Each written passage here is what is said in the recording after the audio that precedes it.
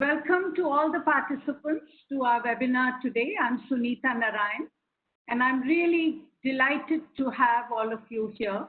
CSE, since the lockdown, since all of us we've all been doing webinars, and we have had a reasonable interest in every webinar we've done. We've always had over 1,000 people registering. But this topic and this webinar has been amazing. We've had over 3,000 people registering just in 2 days. Everybody to mute themselves, please, while I'm speaking, so that disturbance is less. And then all speakers can unmute as they speak. So just to say that the response has been overwhelming, and we had to actually shut the registration, and I'm sorry to anyone who wasn't able to join. And we will have, obviously, live streaming happening across all the platforms.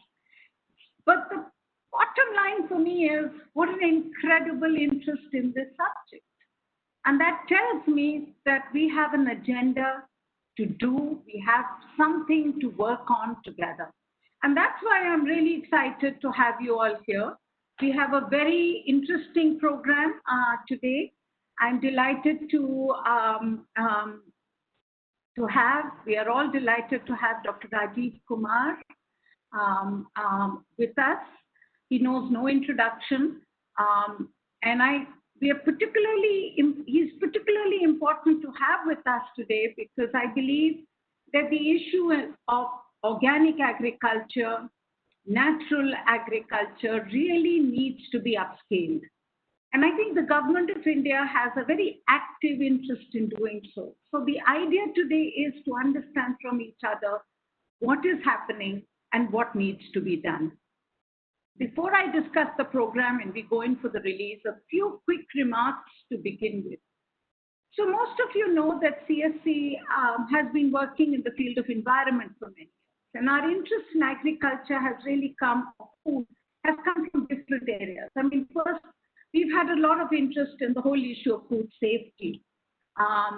We tested pesticides in our food, in our beverages. We tested for antibiotics in our honey some years ago.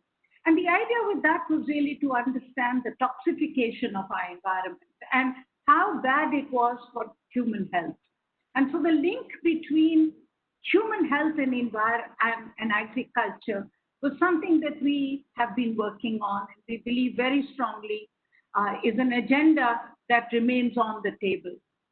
The second big issue really has been the whole issue of nutrition and food, because agriculture is not about growing any crops, it's about nutrition as well.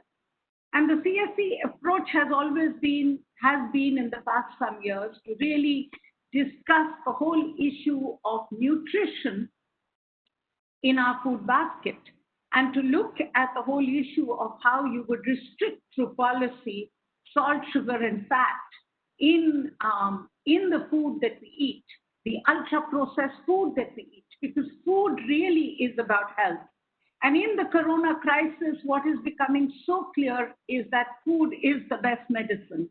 And that really then becomes the nutrition and agriculture connection that becomes critical and again is on the table. The third issue is climate change. And we are seeing today increasing vulnerability, particularly of farmers, as weather changes and as extreme rain brings droughts and floods and temperature stress to their fields. And so the discussion is really about how do you increase resilience? How do you increase the capacity of farmers to cope? And will that come out of high value agriculture or high input agriculture, which increases debt? Or will that come out of agriculture which provides money in the hands of farmers, which increases their ability to withstand risk? And that's really where the changing nature of agriculture becomes so critical in this world. And of course, with that is the whole agenda of environmental security, of land of land, of soil health, of water health, of the ability to be able to hold water where it falls so that you can actually improve the resilience of farmers, increase the resilience of agriculture. So all these agendas in some senses are really coming together today. And that's where the issue, we want today's discussion not to focus on the niche market of organic agriculture. We want to take organic out of organic. We want to take organic into the question of whole food, into the whole agriculture. And that's really the opportunity we believe that is there today. Because at some level, with the COVID crisis, we have seen today that it is agriculture which is helping to improve, provide some relief in terms of employment to people, livelihood to people. The whole prospect of people going home, reinvesting in agriculture, rethinking and reimagining the role of agriculture in the modern economy, and therefore reimagining it in terms of the government's own very strong commitment, which is to double farmers' income. How do you do that in a way that you can have healthy lands, healthy people, and farmers who prosper? And that's really the conversation which brings us to our organic and natural farming discussion today. So I wanted to put that out right at the beginning so that you understand that we are really looking at how we can scale up this and what are the drivers and the triggers that will help us to scale up. So thank you so much. I want to now just introduce the program so that all of you have. We are going to now release our report, and I would request Dr. Rajiv Kumar, Vice Chairperson of the Niti Aayog, to release the report for us. I will then request Amit Khurana, who is the Program Director of CSE's Food Safety and Toxins Program, to give us an overview of our report. We are very, very privileged to have Dr. Rajiv Kumar then speak to us about what is the way ahead and what is he looking at as the Vice Chairman of Niti Aayog in terms of the approaches to go ahead.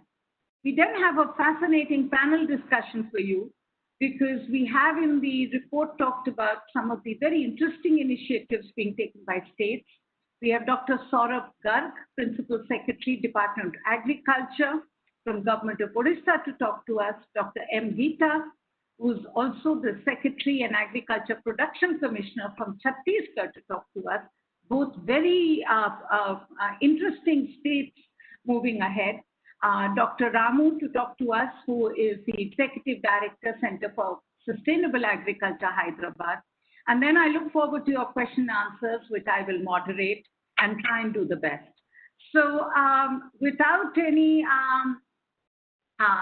break, can we ask Rajiv to release our report? Rajiv, you have a copy of it, and if you can hold it up, we're really happy to do this e-release of our report. Amit, hold it up a little higher. That's news, Karo. And congratulations, wonderful. And I've actually gone through it and very commendable. Well done. Thank you. Thank you. Amit, can I request you now to make your presentation, please? Sure.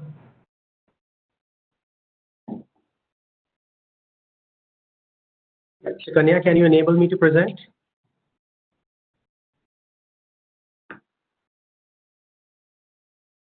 Sorry, people, if there's some glitches, forgive us. We are using Cisco for the first time. We have been in the non-government world of Zoom till now, and we are using this for the first time. So just forgive us if there are little small glitches, though my colleagues have been practicing and learning this for the last 2 days.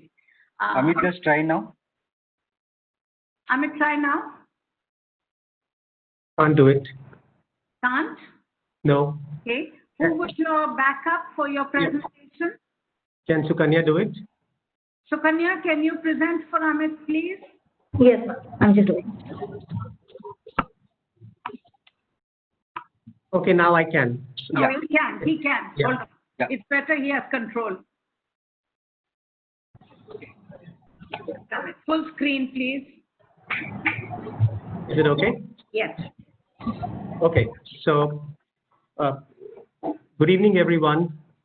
And I'm Amit Khurana. I would be talking about our new report, State of Organic and Natural Farming in India.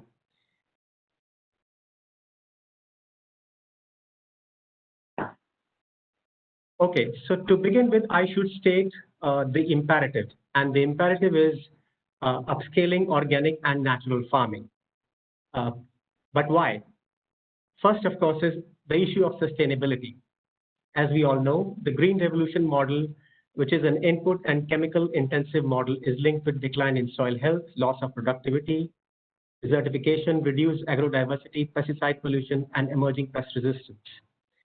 The other issue, of course, is income for farmers.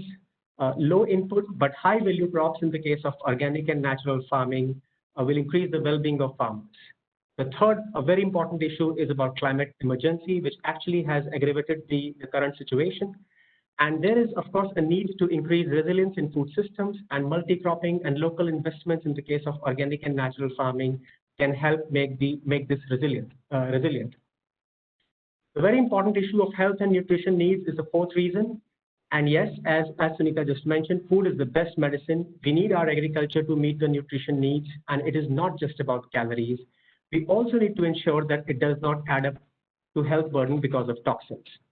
So these are the four reasons, and the imperative is very clear: the upscaling organic and natural farming. Now, this slide is a snapshot of the organic farming policies and programs in India.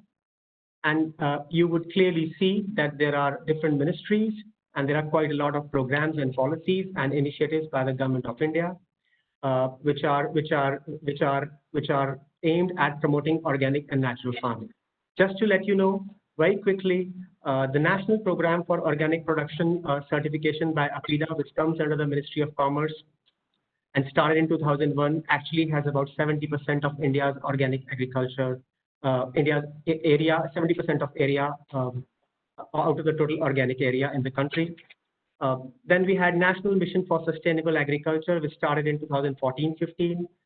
Two flagship programs, if I may say so: Paramparagat Krishi Vikas Yojana, that started in 2015, and another mission on the northeastern states.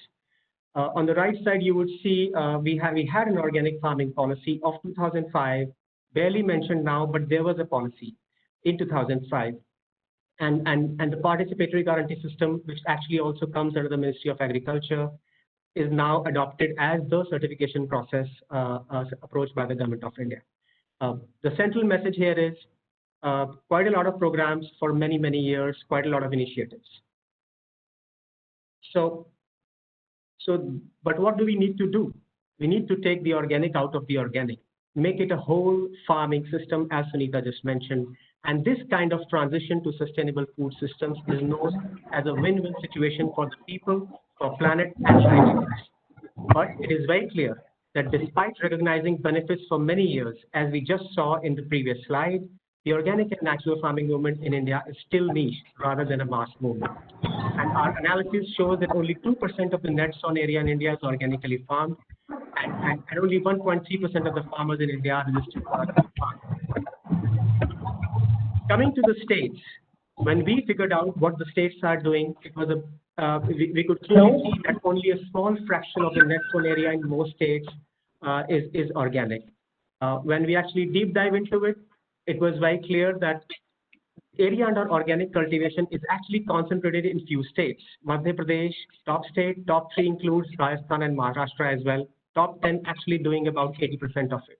Only a small fraction of net sown areas in states is organic, as I just mentioned. The third party NPOP area far exceeds that of Paramparagat Krishi Vikas Yojana in most states. Of course, the food production exceeds for NPOP far exceeds that of PKVY. And clearly, slow progress of states by states, particularly considering the fact that 20 states have organic policy, mission, or an act. Some actually, quite a lot of them actually have their own branch certification agencies, and some have actually planned for 100% coverage, but a lot yet needs to be done in this case. But clearly, there are some encouraging news, and that's what we are talking about this right now. States want to do more is what is the indication, and they're also innovating. For example, Karnataka, rupees 10,000 hectare per hectare cash incentive for millet growers as per the Raita series scheme.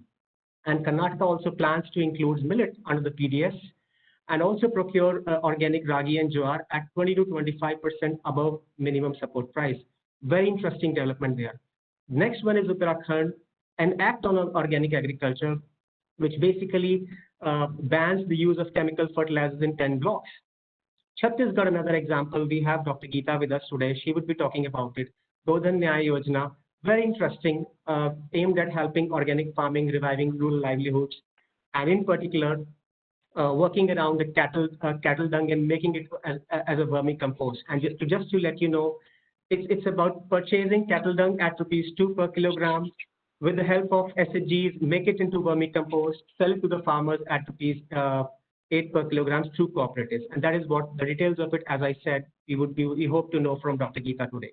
Odisha, again, very interesting example around millets, promoting it through tribal area in the tribal areas, and again linking it with the PDS, and others such as ICDS, midday meal scheme, so on and so forth. Andhra Pradesh, we all know, is promoting natural farming through leveraging on self-help groups, and of course focusing very well on farmer training and regular handholding. Himachal Pradesh again announced recently about 100% coverage through Prakriti Kheti Kushal Kisan Yojana. Now let's try and understand what are the barriers and the interventions to drive this change. First, of course, is the big and foremost, the gap is to work at a scale. If you take a look at the gaps in the implementation, in particularly of the flagship PKVY program, clearly not enough expertise and knowledge is there right now among the officials who are responsible for ground level implementation. At the farmer level, inadequate farmer training is a key issue, and regular handholding is also a key issue. Certification, as we know, is cumbersome. PGS India is still not as farmer friendly as it should be, and third-party certification is actually very expensive for small farmer. But most importantly, poor marketing linkages. There are concerns around remunerative prices, how to value add, and yes, there are no provisions of buyback procurement such as in PKVY. In short, we do have a program which is a nationwide program, but that lacks the intent, the capacity to make it work at scale and with impact. So another important gap is, apart from working to work at a scale, is the need for ambition. And just consider the difference in the scale. We have, as of now, a minuscule budgetary allocations to promote organic farming compared to subsidies to chemical fertilizers. For example, few hundred crore rupees for PKVY and perhaps few more hundred crores for some other programs. And then you compare it with 70 to 80,000 crore per annum subsidy for chemical fertilizers. And that just not ends there. The difference in scale also gets reflected in the orientation of the entire scientific community, which right now is essentially around chemical-based agriculture. And that essentially leads to absence of a holistic perspective and makes inadequate understanding of the multiple benefits of organic and natural farming, all leading to a weak case for change as well as limited investment. What do we need to do, therefore? We need to consider how to upscale this and move the organic, natural / whole agriculture, which is good to the environment, good to the farmers, good for consumers, and move all of this to the center of our economic world and not just let it lie down there at the sidelines. Now, this is a slide which is actually, you will see in the report, this is about barriers. And we have tried to capture the barriers from three important stakeholders. One is the government, the other is the farmers, and the third one is, of course, the consumers. I have talked about the two stakeholders earlier. Let me very briefly talk about the consumer. What are the barriers for the consumers?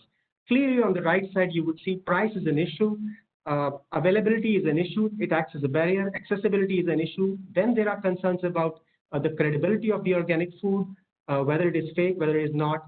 Very important, the lack of awareness or conviction about health linkages. So it's the linkage, the ease of linkage which consumers have with sugar versus diabetes is very different from the linkages that people perceive in terms of pesticides and cancer. And such linkages, therefore, less seen, less direct, and less believed. And then, of course, there are issues about awareness with reference to the food systems, their connection with the environment and sustainability. Now, let me just quickly straight away talk about the interventions that we have suggested in the report as well. These are the interventions for change. First and foremost, a targeted ambition and well-funded nationwide program to drive the transformation towards organic and natural farming. What this means? This means bringing together different ministries and programs. We just saw it, so many programs under different ministries. This means center-state relationship, outlined very well in terms of funds, accountability, coordination. This also means establishing strong drivers such as a vibrant market, apart from addressing the existing barriers.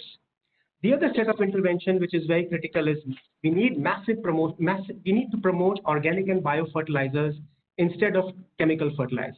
And that basically means adequately produce and make available quality organic fertilizers and biofertilizers at low cost. That also means promoting city compost as an organic fertilizer as well as the locally produced bioinputs. That also means enabling the farmer to choose between chemical and organic fertilizer. And that can happen through a transfer of subsidies. The subsidies that we just talked about could be allocated from chemical to the chemical-free farming. Another set of intervention is actually enabling the agriculture extension system to lead and support this transition, be the change makers, build capacity among extension officials. Very important to leverage technology and integrate the practitioners. And actually, very important again to mainstream the agriculture, organic and natural in the agriculture education and research systems. Another important intervention is we do not know so far what are the holistic benefits, what are the multiple benefits other than the main one. So therefore, we need to have a research agenda which basically is developed and implemented with multiple sectors and stakeholders to understand the complete set of benefits that includes related to biodiversity, water conservation, climate resilience, soil health, and of course preventing desertification. And of course, best practices of practitioners should be collated and documented in this case. Certification, a very important issue. It should be made more farmer-friendly. There are issues around it. Those concerns needs to be addressed. Credibility and popularity of PGS among consumers is actually an important issue to be worked upon. And if required, we need to figure out, do we need an alternative certification that is even more simpler and for farmers and trustworthy for consumers? And very importantly, another set of innovation around marketing strategies is to actively work on promoting these. Link those based on the Karnataka and Odisha model. Link PGS to the procurement for midday meals. Link PGS to food procurement programs, and do more to ensure that farmers get more value from this high value crop. And more value here means, of course, higher nutrition and health. This is my last slide. I would like to conclude by saying that sustainable agriculture is resilient agriculture. It is an agriculture which is self-reliant. And for India to become truly self-reliant, the Indian agriculture must change. We need to actually move towards an approach that helps farmers earn more money, use less chemicals and pesticides, and produce healthy food, at the same time conserve natural resources. There clearly is a strong need to transform the agriculture for the coming decade. And this is our opportunity, our chance to work on multiple objectives and fix multiple crises. For example, economic growth and sustainability, which is in an increasingly climate risk world. With that, I end, and over to you, the moderator.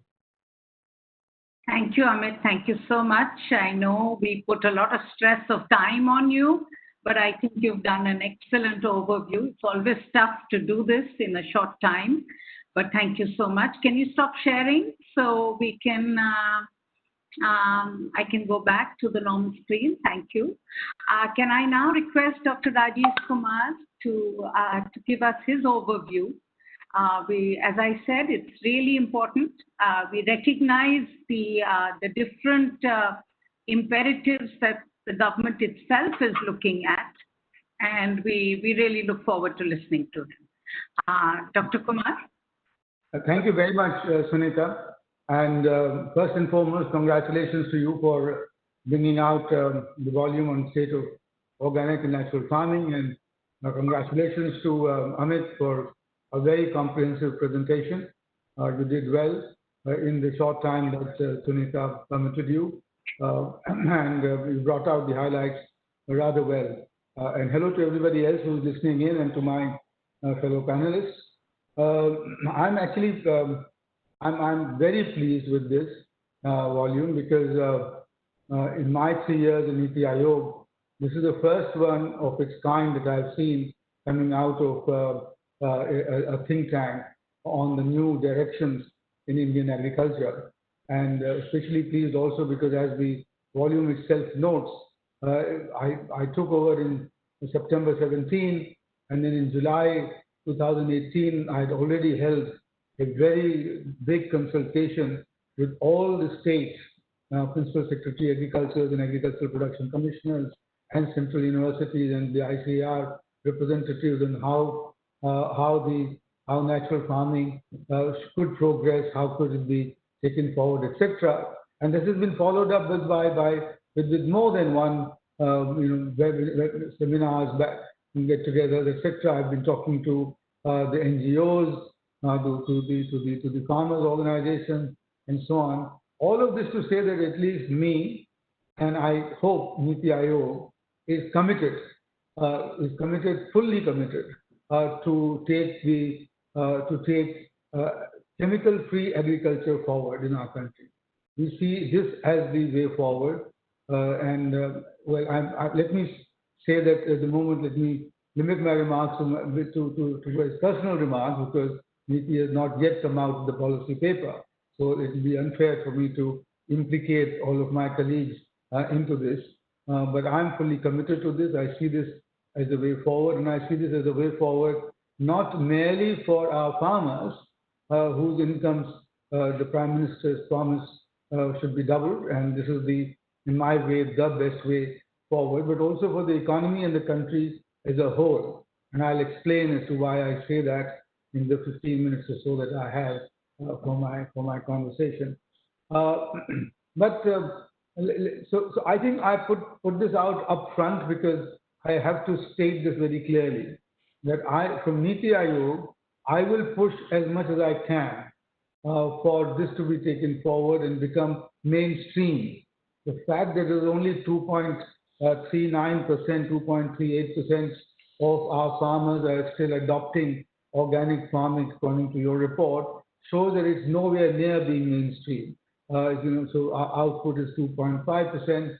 So we need to ramp it up very rapidly. Now, the good news here is that I think your numbers may be underestimated, because my latest numbers are that rather than only 10 lakh farmers in Andhra, there are more than 20 lakhs now who registered. Mr. Vijay Kumar, who heads the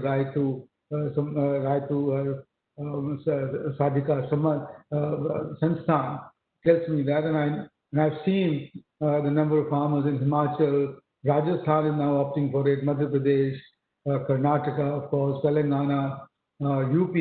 Yesterday, the Chief Minister announced that he will be providing incentives for the promotion of Prakritik Kheti. So I think that's the good news, but still nowhere near the effort, nowhere near the expense the expanse that we want to have on this. You on page 46 of your volume, you point out that there are as many as probably 50 names that are used, 50 synonyms for the use of organic farming, natural farming, etc. I mean, it's Vedic farming, Govansh farming, Indian traditional farming, Paramparagat farming, or Suryavansh farming, Adhyatmik, all sorts of things. I think I want to say that, and there's also very often an attempt to distinguish between these, to make fine differences and so on, and then also to claim hierarchy and superiority, and try and sort of point out as to why the other is not as good as something. Fukuoka method is not as good as the the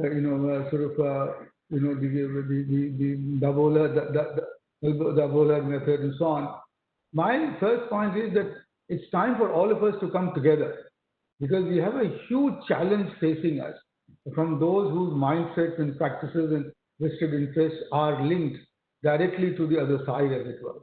And I'm sure we understand, all of us understand what I'm saying. I think it's important here to build as big a coalition as we can. And I would recommend the CSE, I would commend the CSE, and Niti Aayog would want to work with CSE to build this coalition, to start a platform, to have a portal, a platform whereby all of us, all of these people can exchange, can come together, can air their differences and learn from each other and find the common ground, as it were, on this. And I think today, given the new technology, this is very much possible. We can make it interactive. We can make it, because I think it's important to have this as a Jan Andolan. So I think that's the point, and I think this can be the beginning of that Jan Andolan. That's my first request, my first point that I wanted to make here. The title that I would give it, and which is what I recommended to the Ministry of Agriculture, is Bharatiya Prakritik Krishi Paddhati. Bharatiya, as in traditional, it covers everything that you would think about. I mean, Paramparagat is traditional, but Bharatiya Prakritik is natural, and it goes beyond being organic, as I will explain later. Bharatiya Prakritik Krishi Paddhati, and that's the system of farming that is Bharatiya as well as Prakritik. I think under that rubric we can include everything that is here, which is whether it's zero budget natural farming or Subhash Palekar's natural farming, or it's whatever, or Patanjali Jha's wild forest, natural food. All of that can be covered here. So that's the and I say this. And I'm mentioning this simply because it's important, and I repeat myself, to bring everybody together under this and not to have our own little sort of side fights, as it were. So that's the first thing. The second one that I wanted to make is that we have to understand why we are propagating, advocating, pushing for this. And I find two, extremely important existential reasons for it. One is, of course, our farmers. It's clear that the Green Revolution has run its course. It has done amazing service to our country. I was in school, and I lived in '67, and I visited Bihar. So I know when we lived from ship to mouth, and from there to come to 60 million tons of surplus stocks. We have done it. We have achieved it. We have shown to the world that we can. But I think now we need to move on, because we need to diversify. We need to reduce our costs. Summarize it to say that our agriculture today is globally completely uncompetitive. That's the way we have made it out. So then I've shown this, and I've said this in Pusa itself, and so therefore I was not challenged, and I think that's it. And we are in a different. We can't emulate the mechanization model or the intensive input model or so on, because ours, unfortunately, we are what we are with our 80% of our land below 0.8 hectares, and being further fragmented, and the poor farmers being a lot, etc., etc. So I think I say all this that for the farmer, it's an existential question to adopt an agriculture which will reduce its costs and give him higher returns. And we have to move from output maximization to income maximization. That's the model. And that's the model that we have to adopt. And I think the days for simply talking about how much million tons you produce of anything are gone. We need to talk about how much income you've generated per capita in the Indian agriculture sector. And I think that's where this model is good. So that's the one. The second existence question is even a bigger one, which is that it's a planetary one. If we follow what we are following today, and we keep turning our land into barren land, because our chemical use now reduces the soil carbon content to levels which has now become completely infertile and unarable. And as has happened states after states, the desertification continues. Our soil carbon gets completely depleted into 0.3, 0.2, 0.4% levels, where it should be 0.8 and so on and above. How can we continue with this?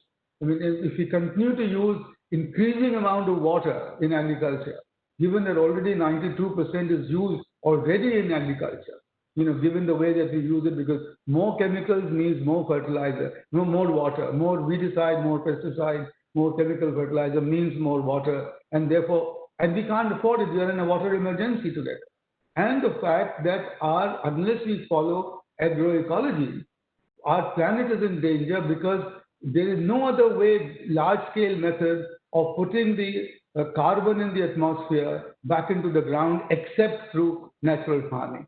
And there is now studies after studies, and I noticed, please pardon my inability to pronounce her name, but Mr. Raman Jayalu, who is there from Hyderabad, who has now done studies to show, that practicing natural farming improves organic carbon content in the soil. There is a study by Hisar Agriculture University of Farms in Kurukshetra, which have now completely shown that by practicing natural farming for 3, 4, 5 years, you increase carbon content, you double, you triple it. And once you do that, if you do it on a large enough scale, you can imagine what is an amazing reversal of the carbon content in the atmosphere you can bring about in this. I was thrilled to also find out from an agro-scientist in Australia, Mr. Walter Yane, whose name I recommend very heavily, and CSE should bring him over. We brought him over from Niti Aayog. So he tells us, and this audience knows it already, that there is 7 times the water in our moisture than exists on surface water and underground water. 7 times is the moisture content in our atmosphere.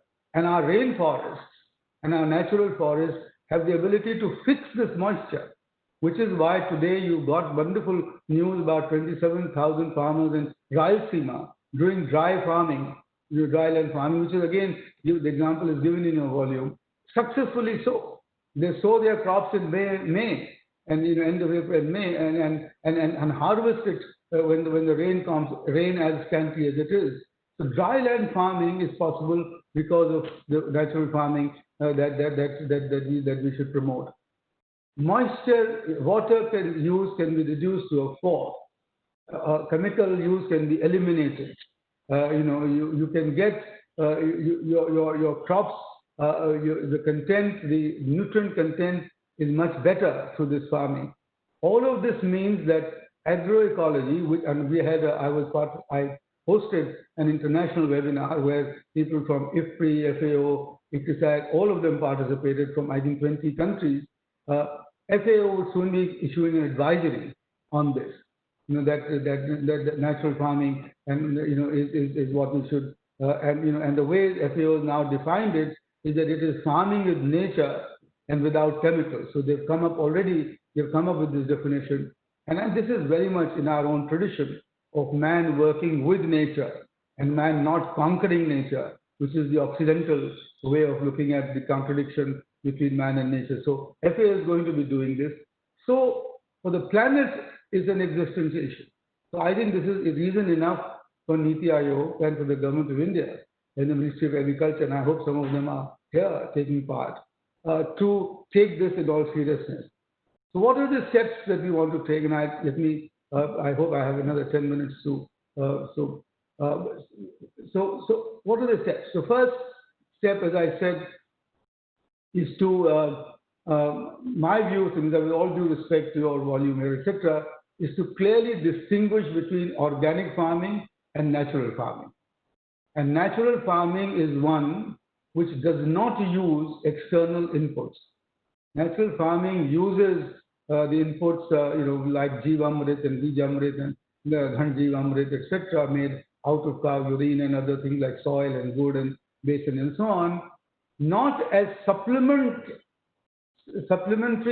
inputs to the soil, not as supplementary biofertilizers and so on, but as triggers but as catalysts to trigger soil micronutrient, soil activity, microbial activity. And what has been researched now clearly is that when you use these inputs, which are as I said, as catalysts, the microorganism population multiplies 100 times, and that microorganism activity, including that of the earthworm, releases nutrients locked in the soil. And the soil still contains huge amounts of nutrients like zinc and boron and calcium that is needed by the crops, so that this whole idea that the plant is picking up the nutrient from the soil and therefore it needs to be externally supplemented is replaced by this whole notion that this form of practice, it creates the humus, which is what is required for the soil. And once the quality and the quantity of the humus improves, the soil itself gets the ability to provide sufficient nutrition to the plants and also to fix moisture from the air. A basic concept behind a rainforest, it doesn't need either your urea or the DPK or whatever, or even your vermicompost or organic manure, etc. It doesn't. It survives because of what it has there. And then the practice of mulching, that therefore, what they call a chadan. Once you do that and you prevent the sun rays beating down on the land, you create again a climate, an environment for the microorganisms to exist. I say this with some real experience because my wife and I practice it now on our farm, very small farm, and we have had amazing results, in all ways. And therefore, the resilience of your crops to weather climate changes, the resilience to your crops, on any possible attack of pests, etc., is incredible once you start using this. So that's the first thing. That please let's talk about natural farming as distinct form of which is a scientific farming method of farming, which improves the land quality and the land's ability to perform its function as a provider of nutrients to the farm. And this is why the next step we need to take is for the ICAR to start research in all its centers, in all agroclimatic zones, to try this out, in every agroclimatic zone. So that's the second step that we need to do. And for the state governments now, to ask their own universities and their agricultural stations to try this out everywhere that they can. Parallelly, you can have one plot of land here and the other plot of land there and try this out in that way, once we agree to the agenda. Similarly, I think what we need, so that's the way forward. And I think unless our research establishment, the universities, the ICRs, the state institutions, plus also at some stage the Krishi Vikas Vigyan Kendras, the KVKs, the 730 of them, unless we all come together on this, I think we will not be able to propagate it.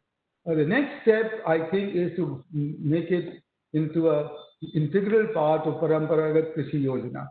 And under that, and we are discussing that, I'm discussing this quite intensively with the Ministry of Agriculture, we would like a model farm to be developed in each of the 6,500 blocks in our country.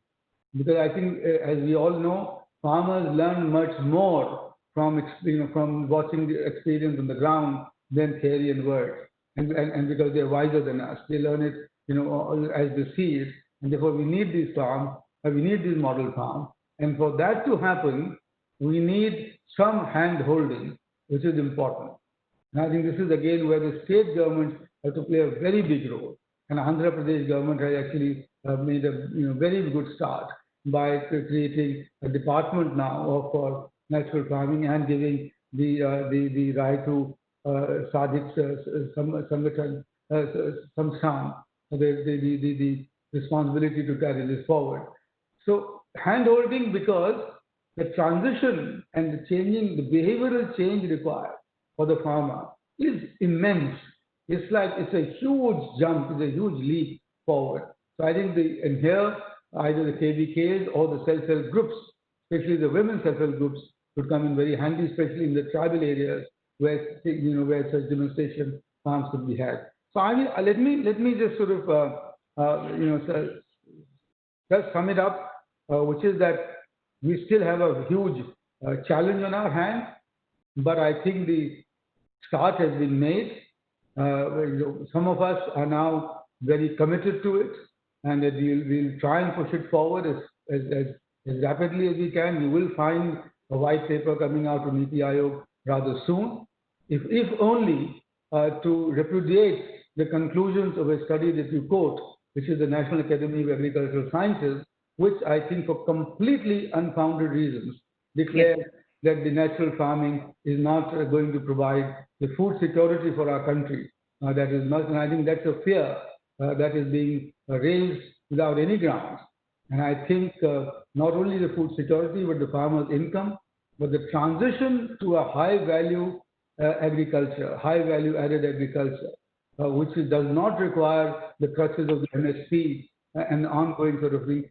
The way forward will be natural farming, because that's the way the farmer will get enhanced value for its output and reduce costs, which is in effect the definition of higher productivity in any economic sense. So thank you very much for giving me this opportunity, and I wish all of you, all of us, the very best in this endeavor. Thanks, Karen. Thank you, Rajiv. Thank you so much. I mean, such a passionate, such a well articulating position from you. Two things I just want to say, and I think just to add to what you're saying, and just to one, I think the framing that you've done is perfect. I'd only request that, as you started, I think the most important thing is not to let people divide us further and not to let the words come in the place. And which is why when we wrote this report, actually, Amit and I discussed, and we called it organic farming / natural farming, because we found that the organic word is becoming one where everybody, like you said, says we are better than the other. And we need to. So I'd also request you that when you are now incorporating this within the government, try and keep the expanse and the ambit of it as broad as possible, so that whether we call it traditional farming or natural, or we call it natural farming, let all the experiments happen. So I think that's your point of view. We found first years when we worked on organic, we got frustrated because everybody came and said, we are better than the other and that method is the best. And I just said, we can't really move on this unless we have a broader view. I think you've really hit the nail on the head. And my other point really would be to all our panelists and to everybody on who's listening, I think the most important part of the change is also going to come out of consumers and the consumer understanding of the need to eat good food. And I think that's where a lot of our investment needs to come in. Rajiv, when this time when the locust attack was happening in Rajasthan and parts of Gujarat, and my colleagues were out there talking to farmers, because the only way to deal with the locust attack is to use pesticides. And a lot of the farmers came, and this was untutored farmers way out in remote areas saying, listen, we don't want to use pesticides because we know the impact on our health, and that we will grow our food without pesticides in our own backyard, which we use for our own consumption. So I think we are beginning to see people understand the impact of this on their health. And I think for the modern food consumer, the business of food being the business of wholeness, rather than business of just eating, is something that hopefully we will increasingly bring to bear as well in this discussion, because then that brings the farmer's income into the hands. The consumers will pay the value for that food. And I think that's really what you are talking about. So once again, Rajivji, thank you so much for being with us. Can I just take a minute? I can't resist myself to say that what you're saying, and I said it to quote somebody who's now completely unfashionable, let 100 flowers bloom. Yes. And we will do that. That's the first part. Yes. The second part is really that, that the FSSAI should really now come up with a standard of nutritious food. Please. Chemical sugar, fat labeling. So you should, CSE should lead the effort, and we will follow up with this. And I think the consumer awareness is the key, because when there is a demand, the farmer will respond.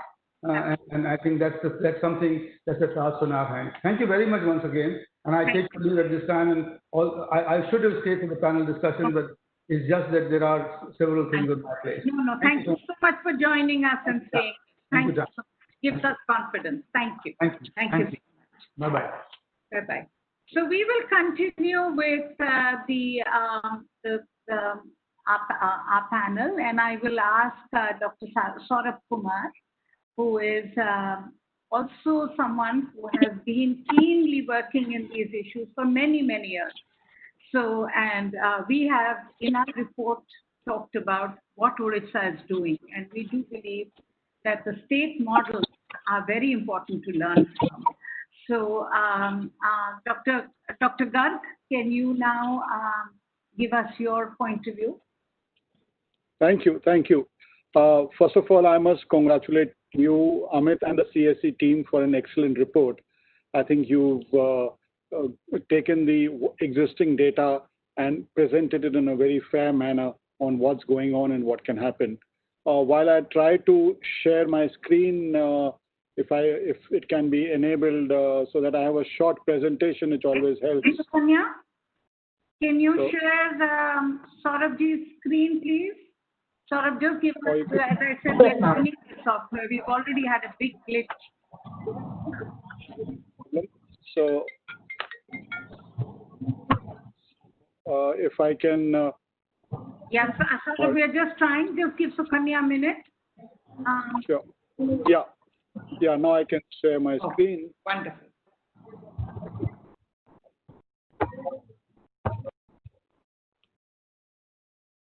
Yeah. I hope everyone can see this. Yes. Yes. Okay. Clear. Thank you. I'll just give our perspective on natural farming, organic farming, and I entirely agree, I think, with what you are saying, that we need to be more inclusive in our definition in whatever we say. Just to mention a brief that around 95,000 hectares is what traditionally had been mentioned to be. And I'm very happy in your report you mentioned the present figure, which is an addition of 21,000 that we have brought in, and that makes it somewhere around 17,000 hectares. But still, we are still talking in terms of 1%, 2% of the total area or the cultivable area that is under organic farming. But I just want to flag one area, is that very often we forget the non-timber forest produce, and that's a very important area where, because of nature's bounty, those produce by nature are natural products, and they have a large market also. There have been various reports. There was an ASSOCHAM report which talked about so many million jobs, but I'm sure these are areas where there can be further updation as we move ahead. One area where Orissa's agriculture has always been, what I'd say on the negative side, has been that we don't use enough fertilizers, the chemical fertilizers. Our consumption is among the lowest in the country, and I feel that's an opportunity for us to move forward on the natural farming aspects, because it makes it so much more easier for us to get certification. Our usage of pesticides, insecticides is also low. The other area where I would want to highlight is the fact that small and marginal farmers are nearly 80% nationally. In Orissa, it's more than 92%. The very nature of organic farming, natural farming, I would say, is favorable to the small and marginal farmers, given the fact that there are issues around mechanization and the need for labor, and maybe because adequate focus has not been given on mechanization of many of the activities pertaining to vermicompost manufacture or organic fertilizers. It's in a way biased towards small and marginal farmers, and that makes it all the more inclusive. And also because rain-fed cultivation has traditionally not got the same kind of attention as irrigated cultivation. So to that extent, Orissa having a greater area under rain-fed cultivation also makes it more amenable for organic and natural farming. And both these factors, I would say, make natural farming so much more inclusive. We launched our organic policy in 2018. The objectives, I'm sure, are common across many policies. But I think we identified 4 sets of focus areas, and they are in a way in order of priority. And the first is those areas, and many of them are tribal areas, where there is low penetration of chemical-based technology, and therefore low residues of chemical pesticides or chemical fertilizers, making them so much more easier to larger scale conversion. And in fact, many of these areas also overlap with our millets mission, which I'll just be speaking of to you. And then the next hierarchy in terms of where it might be more difficult to go in And I don't think our policy says that we can go 100% organic. I think that might be too utopian to go, but because there are issues of food security, which in the short run, there should not be any fears with anyone. So we've had a phase-wise kind of a program that we have suggested that over a period of time, 5 or 10 lakh hectares, which might still be 15 or 20% of the total acreage or cultivable area, but at least we make a program in that direction. I would say that we have a two-pronged approach for promoting organic farming. One is the PKVY kind of certification-based approach, but it's the second approach, which is the practice-based approach, which I think offers a lot more potential, at least in the short run, and also it might be easier to implement going forward. But first on the PKVY kind of approach, which we launched along with the Government of India program, we have more than 1,000 clusters now, around 21,000 hectares, which I mentioned slightly earlier. We have 16 resource organizations, NGOs or CBOs that we work with. And this is a kind of implementation that we do with a number of our programs. Even the Millets Mission, as I will come to, has a number of CBOs or NGOs at the ground level who work with for motivation. And we have these two important resource agencies at the state level, Sambhav, the founders of Sambhav, Professor Radha Mohan and Ms. Sabarmati, his daughter, both of them were awarded the Padam Shri earlier this year for taking up sustainable organic farming. And we have a second similar agency run by one Mr. Natbar Sarangi, who runs his Rajendra Desi Chasa Gabeshna Kendra. Both of them have done an excellent job in educating our farmers, and because it came from people who have been working in this area for more than 20 years, it created a lot more credibility than perhaps than in a government institution had we done this kind of a resource training. The second is the Millets Mission, which has been now going on for the past 3 to 4 years. And in the objectives itself, it was the household consumption and marketing were built into the objectives. That was very included. And in fact, in the objectives itself, it was that millets should become a part of ICDS, MDM, and PDS. It's already become a part of ICDS, and it's become a part of PDS. MDM would be the next stage. But it's the right side triangle which I would like to focus on, that the implementation is being done by government agencies which provide a lot of the technical support at the ground level. The civil society organizations, NGOs which work with the farmers at the ground level. And then we have a think tank, a research organization which helps dissemination. So this kind of implementation of the Millets Mission, I think, is key to its success that we have had. And Niti Aayog has also recognized this as one of the best models to adopt going forward for the other states. In terms of the approach, I think there were just 3 or 4 things which I would like to highlight because it's not possible to go through all the details. But looking at existing indigenous varieties, I think seeds, planting material, I think it was mentioned by you, by Amit also, it's very important. And that's one area that we focused on in this. The focus was on practices rather than looking for certification. Otherwise, very often the certification becomes the goal in itself. So we focused more on the agronomic practices that are being emphasized. We didn't seek any certification. We didn't ask them to go for any certification, but we focused that you please adopt the various practices which would be perhaps more sustainable. Self-help groups is a very strong in Orissa, and we are now working with self-help groups to try and see whether they can prepare this kind of bio inputs, whether it's biofertilizers and various other inputs that are required for composting, etc. And lastly, if in a cluster some farmers did not agree to the agronomic practices that we were advocating, they were not excluded from the entire, so to say, the system, the ecosystem out there.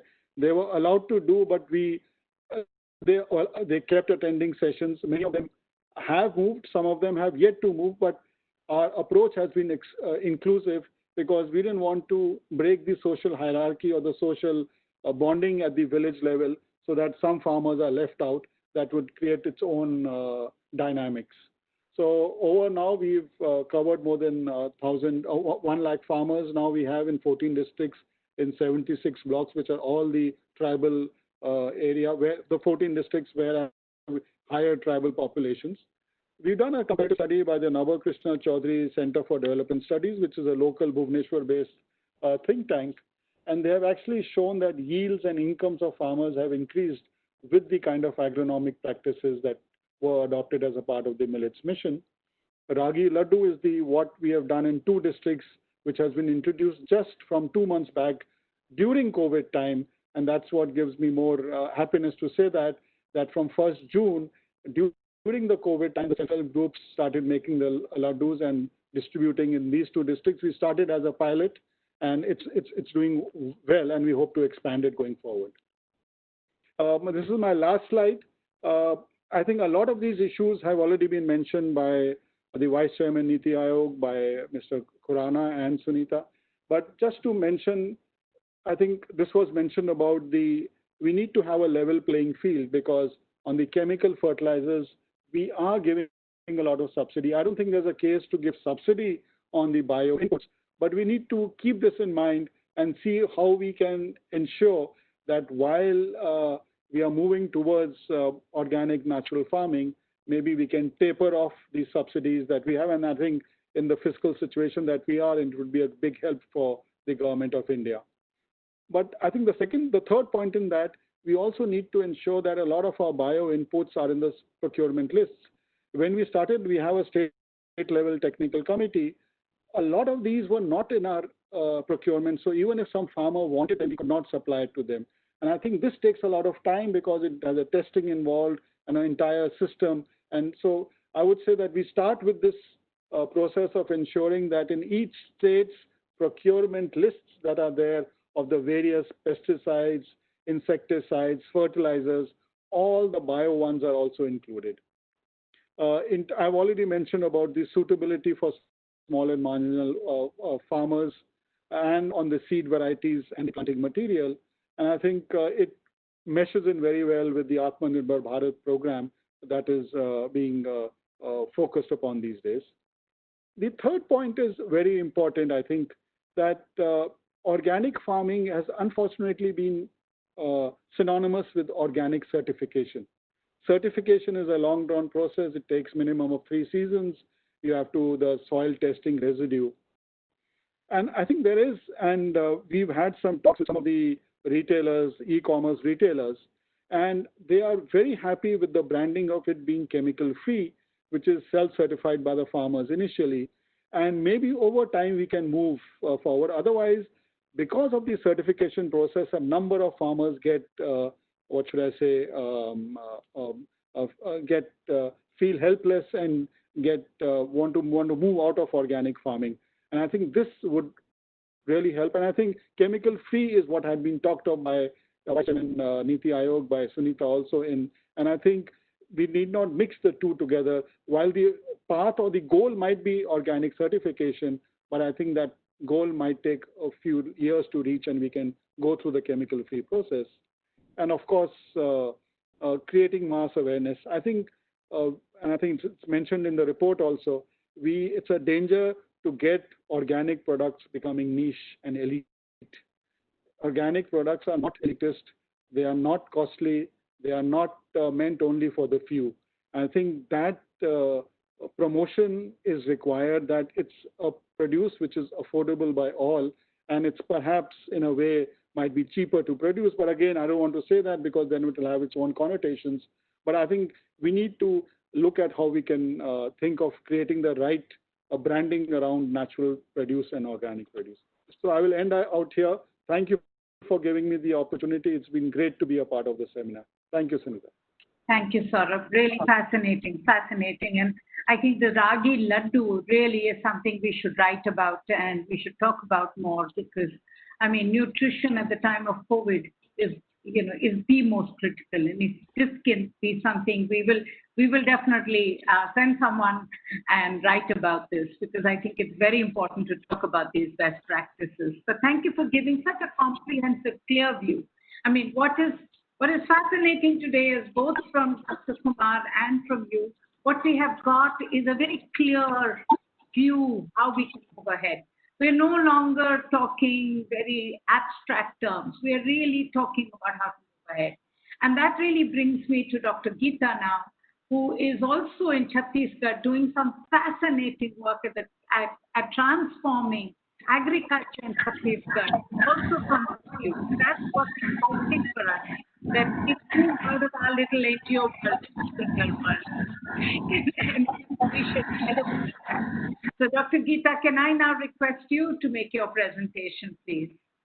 Good evening, everybody. Thank you, Sunita, for giving me an opportunity to share some of the thoughts which have emerged, I would say, much recently in Chhattisgarh.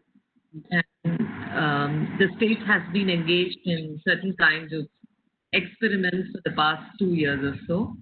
And what I would present today very briefly would be a glimpse of what this experiment looks like. I must confess that the kind of disruption we are hoping to make is yet to come out in full swing. And I'm very hopeful, and the state is hopeful that it would move in the right direction. Today, my focus will be basically on elements of what the new scheme that has been launched in Chhattisgarh looks like. We have called it Godhan Nyaya Yojana. Godhan Nyaya Yojana is a part of the largest scheme with which the government initiated a year back, I would say 2 years back. It's called the Narwa Garwa Guruwa Badi, which is in short NGGB, as I would like to call it for conveniences of conversation. And I'd like to share certain components of what this scheme looks like and what we envisage for the state in the coming years. While we go to the next slide, I request Sukanya. Thank you so much. So this is what the state's agricultural scenario looks like. The gross value added of agriculture and allied sectors is about 21%. We have 80% of our population relying on agriculture, and we have about 45 lakh hectares or so in Kharif, and about roughly about 10 hectares in Rabi. The cropping intensity is about 138%, and the gross irrigated area is about 31 lakh hectares. We are the rice bowl of India, and we have about 19,116 varieties of rice. The other details are given. What I would like to mention on this slide is that Chhattisgarh is primarily a rice-producing state, and the other important crop that I would like to highlight would be maize.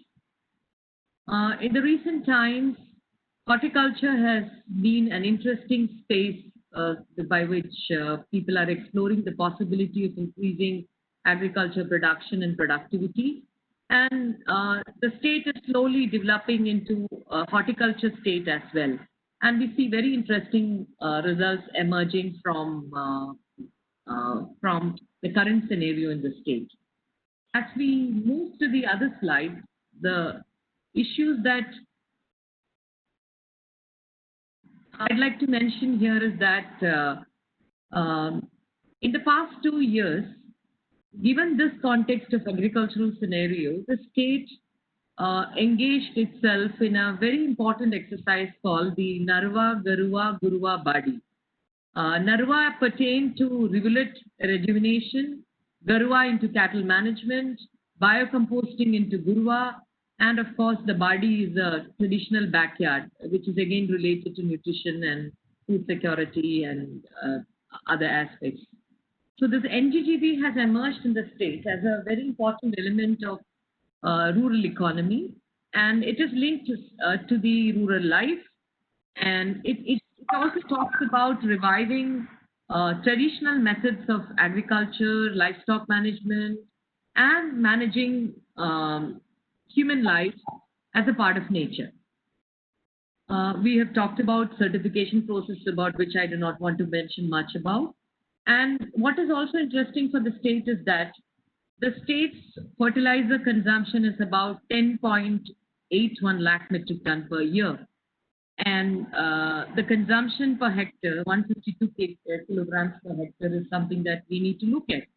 And the current vision for the state is that we would like this consumption of fertilizers, chemical fertilizers, to be reduced at least by 40%.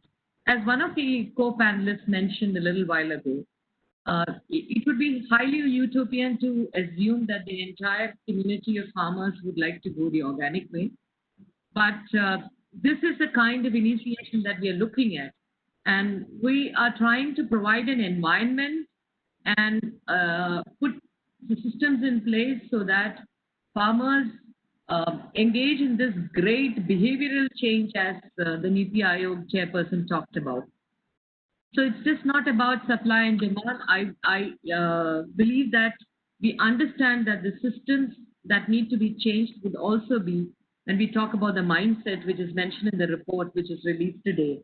I'd really like to appreciate CSE and Sunita and her team for this wonderful report which has come out, which is much inspiring for a state like mine to go ahead with what we are planning.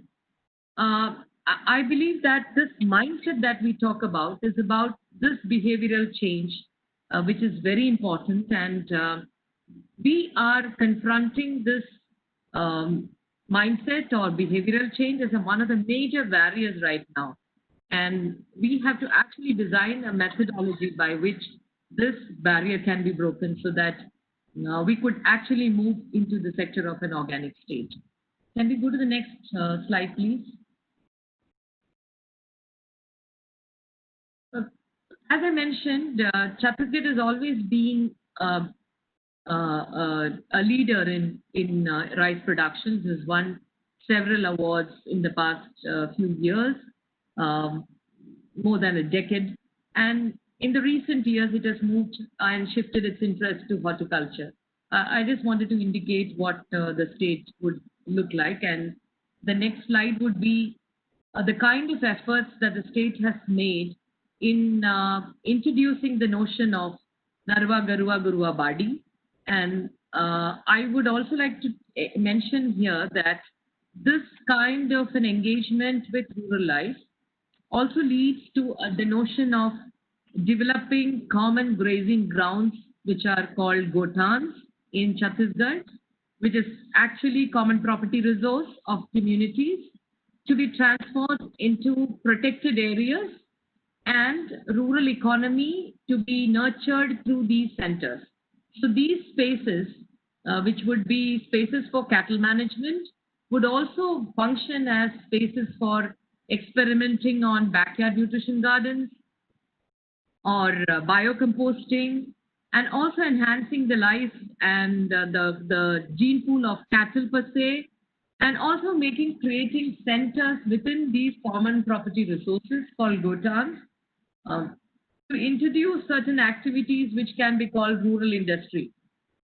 So this is a very integrated notion of linking farming, cattle management, horticulture, biocomposting, and also introducing the notion of livelihood associated with all these components. What is interesting to notice is that Chhattisgarh has 146 blocks. It has 20,000 villages and 11,000 panchayats. Currently, we have 4,400 gotans or common grazing grounds in place, which have been transformed into rural livelihood centers. Out of this, we have about 6.5 lakh cattle rearers in the state in these villages that I talked about, which is about 4,000 odd villages, and out of which we have now, through the system of Godhanya Yojana, reached out to more than 1.5 lakh cattle rearers. How does this process work?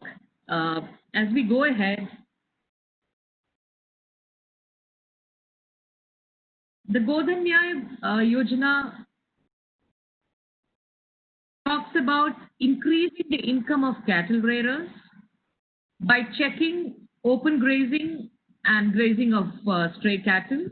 As all of you are aware, this causes a great damage to crops, and this is one of the greatest challenges that farmers face in my part of this world.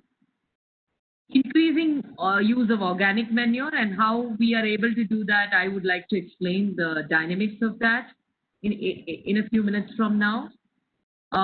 This issue about demand and supply which emerges, ensuring availability of quality manure in rural areas. We talked about carbon fixation in the soil. I would put it as soil fertility. We're talking about crop protection, increasing area under double cropping. And the most interesting aspect of this whole model revolves around self-help groups. And the idea would be, as I go ahead, the process would look something like this. Can we go to the next slide, please? So we have the cattle rearers in these villages that I mentioned about. It's about 6.5 lakh cattle rearers. We have a scheme where the cattle rearers would bring the cow dung into the gotans and sell it for rupees 2 per kg. There are processes in place to take care of the accounting and other processes. Yesterday, we just launched an app from, where we have an end-to-end solution for the entire process, which begins with selling of cow dung, eventually through self-help groups, going back to the farmers in the form of vermicompost. In the Gotan, or the common grazing grounds, we have a Gotan Samiti. The Samiti is a set of local community members working closely with some of the panchayat members and having a secretary of its own and a chairperson of its own.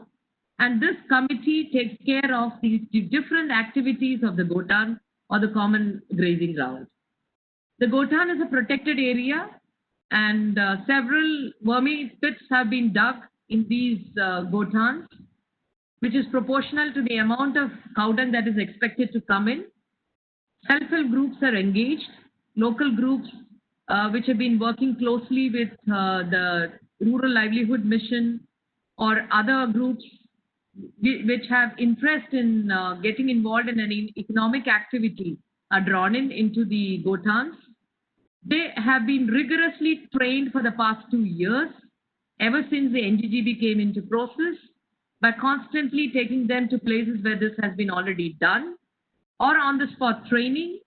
And the production is currently happening in various villages of my state, after which the final product which emerges, which takes roughly about 90 days in most of the Gotans that I have visited in the state, and after which this is being tested in a local, one of our labs, which is located at Raipur, and it is certified as quality manure. The quality vermicompost is now available for consumption for farmers and anyone who desires to take it. What is interesting is that we have observed that the moment it is produced and it is certified, there is a huge demand for this kind of production, and the production of vermicompost is preferred to the ones which are already available in the market. Currently, the government has envisaged a system by which the entire process is being connected to the cooperative sector, and we have drawn in the cooperative societies to be a part of the entire procedure.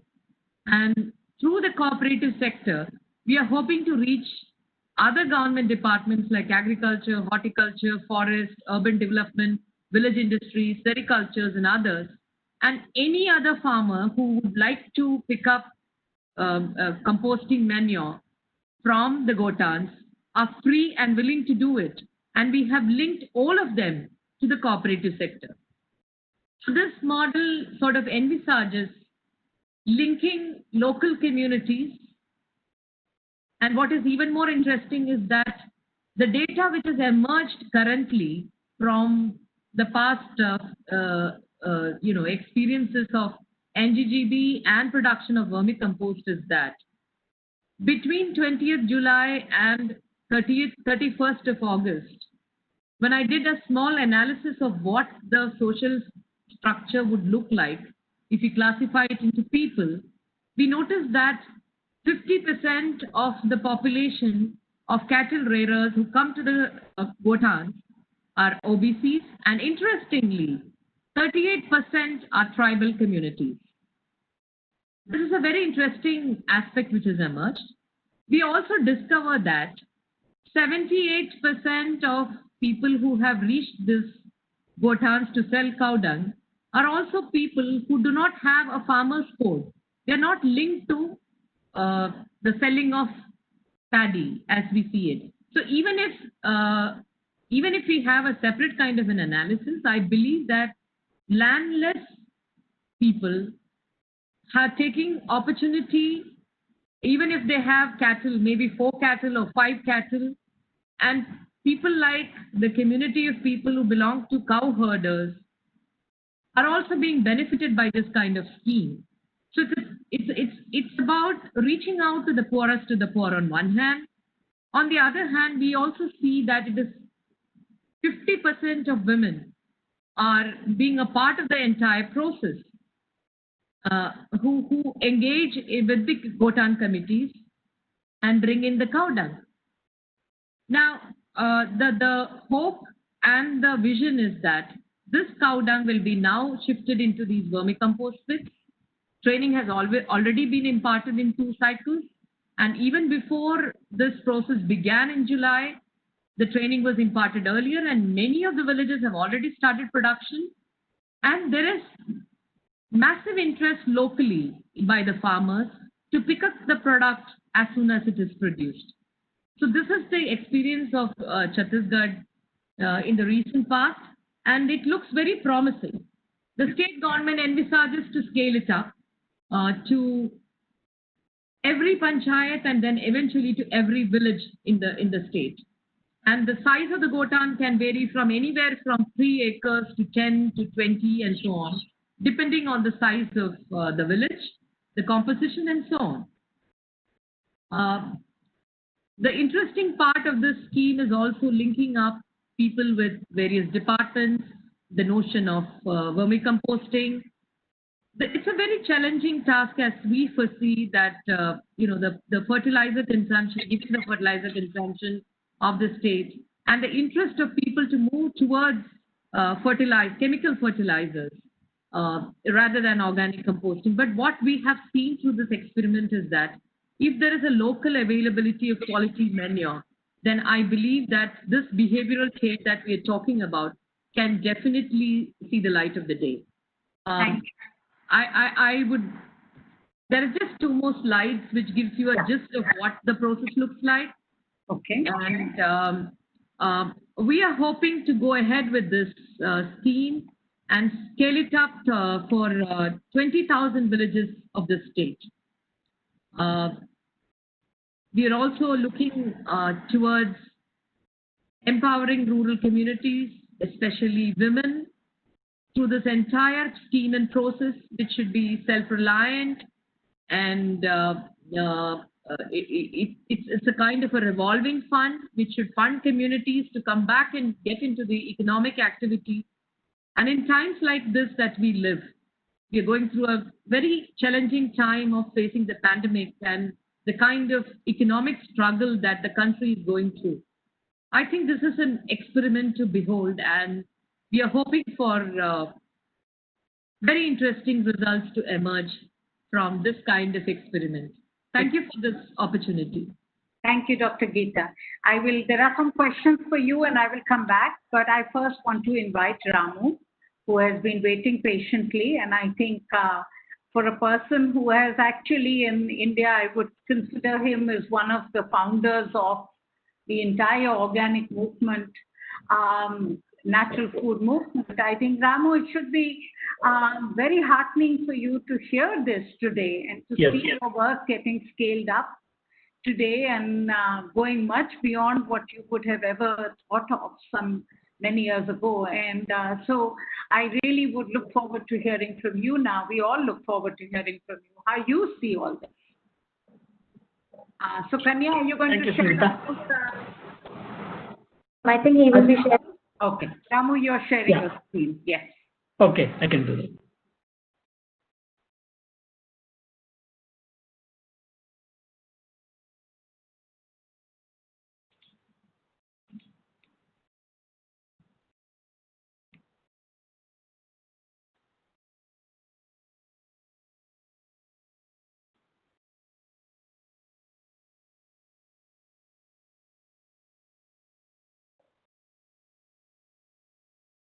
Can you see this? Hello? Thanks, Sunita. Thank you. Thanks, Sunita. Yeah, this is the journey, Sunita. So 2004, when we started, is the first cover story which down to earth carried the Andhra Pradesh being a suicidal state. So from there, actually, the journey began, and many organizations in Andhra Pradesh came together, and then the government officers like Vijay Kumar were involved, and the women self-help groups were involved. All of us were trying to find solutions, both for the ecological crisis which agriculture is facing, as well as the economic crisis which agriculture is facing. And both together need to find a solution, ecological crisis as well as economic crisis together. And now the climate change got added. And 2004, 2006, 2009, you carried a cover story on this initiative in Andhra Pradesh, and now this report, 2020. And this actually traces the journey, how it happened in the last 15, 16 years, where it moved up, where it moved down. And what I would be sharing is from all these experiences, what do we learn, and then how do we go forward? This is what I wanted to talk about. Yeah, so in the 16 years, I would say one of the key thing now we are understanding, like what Rajiv Kumar ji has clearly mentioned. I think it's a very clear situation now. We need to agriculture into a low energy, low water, low chemical production system. There is no way out. High net returns, low energy, low water, low chemical models is something which is very, very essential. I think question is no more about productivity. Questions are no more about technological adoption. It is about how do we reduce energy use, water use, and chemical use in agriculture. I think that's a very, very clear thing. And significant progress has been made in understanding the need and the processes to shift to organic and natural farming. I would say compared to 2004, today we look back, I think there is a significant progress which has been made in terms of how do we reach out to the farmers, how do we train farmers, how do we get them together.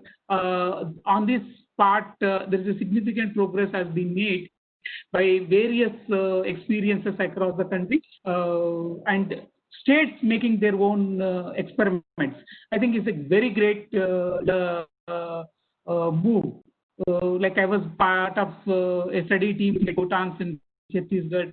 I was also part of the team which wrote the organic farming policy for Odisha. So all these shows, states are making their own efforts, and then states are actually taking the control and then trying to come up with alternative models. I think all these adds up to the kitty, and then the progress can be made. And the benefits for farmers are also very, very clear. And some more exploration may be required, but I think we are at a stage where further scaling up is quite possible. The shift from a technology-centric approach to livelihood-centric approach in agriculture, I think, is a fundamental shift which started with Vijay Kumar Garu in SERP, started looking at that as part of community-managed sustainable agriculture. Now across the country, SRLMs taking this into their own hands, agriculture, and all, I think, is a very clear approach that we should look at agriculture as a livelihood approach. And within that, agroecological framework is something which is very, very essential. Using practitioners is also very clearly emerging, and I think we need to come up and understand how do we take this forward. So what seems to be working?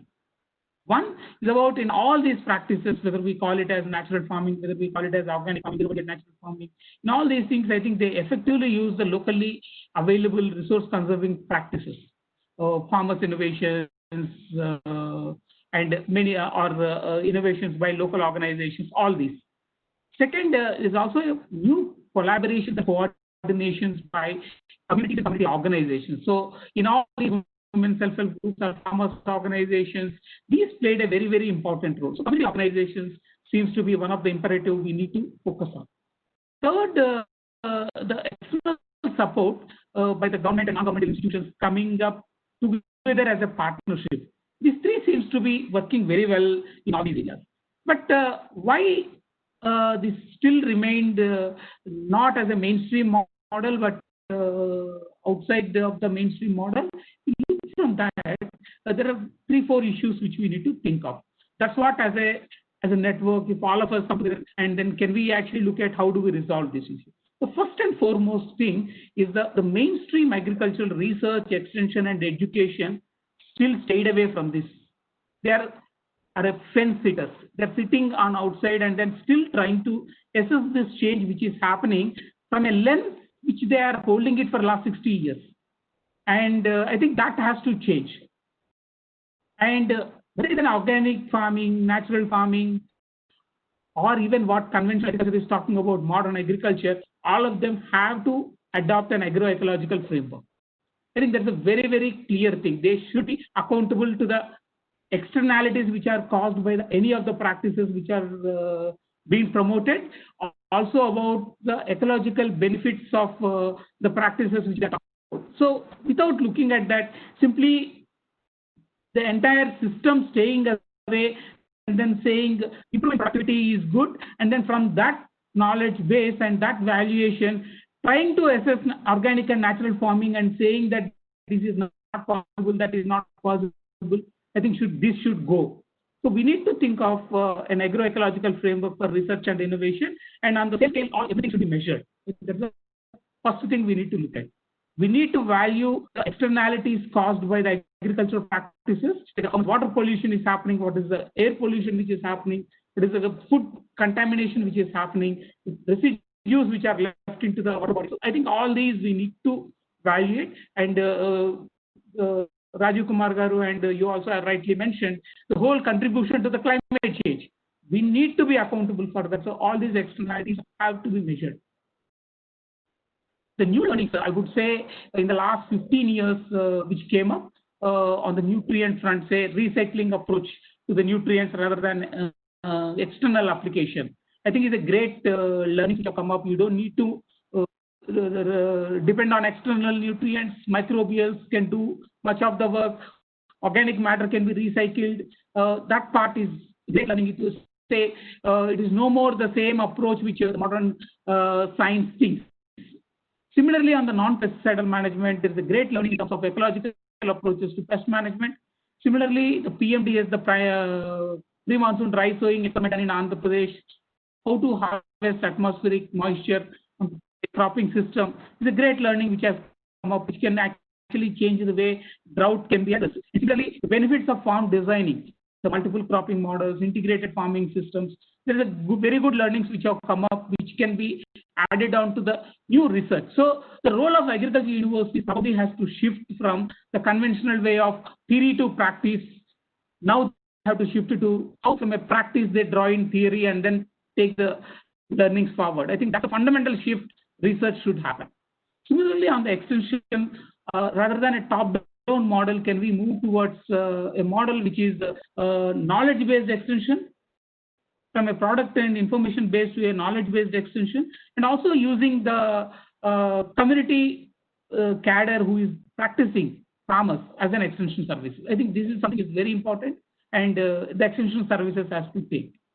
Another important problem which we have seen in across is the curriculum has not changed. the agricultural education has not changed for a long time. I was part of even my PhD was on looking at agricultural education management in this country. And from then onward, I'm seeing not much change has happened. And ICR still holds a monopoly of deciding what to be taught. And they decide to an extent of what slide to be presented, kind of. I think that's something which had to go, and a lot of space has to be created to the new emerging learnings and the new emerging challenges, how they need to be addressed. And similarly, we need to integrate agriculture into the school education. Say if 60% of the Indian population depend on agriculture, and in our school education, not even 1% is about agriculture and agriculture-based livelihood. I think it is very important to integrate into the school education. Some efforts have been made in Madhya Pradesh and a few other states. I think we need to integrate this into the school education. It helps them to make right choices about food. If they help them to make right choices about their own livelihoods, if not, if they become officers, they take a right decision about agriculture. I think that is very important. We need to add this into the school education. In terms of practices, while there is a great learning coming across the country, it's also in terms of variances which are observed. So we need to also look into taking a scientific approach to understand these variances, say what worked in black soils and what didn't work in soils which have high pH, and then looking at dryland areas versus irrigated areas. So this kind of understanding variances is very important rather than one size fits all approach. So many of these alternative models failed because they took a belief system and one size fits all approach. I think now it's time we need to move into a very scientific approach, look at variances and then learning from that. You also need to get into a problem solving and diagnostic approach rather than a solution driven approach. So I have a solution, where do I apply kind of attitude should go. And I think we have a problem. So what are all the solutions which can be applied here is something we need to bring in. So this kind of approach to organic and natural farming is important. Otherwise, we also tend to become what the Green Revolution model has done, or what conventional agriculture has done. So the assessment of learnings, I think this should go. One of the key problem which we have seen in the last 2 to 3 years, wherever committees were appointed by mainstream, having officials from the mainstream agriculture, they tend to look at from their own conventional agricultural lens, rather than looking at the modern learnings which are coming up on agroecology, or looking at trying to explain what they observe. Say when there is a successful model seen in the farm, they tend to ignore what they are seeing. They tend to say it is not accepted in the theory which we learned, kind of. So that they should go, and then they should change their lenses. This is something which is very important.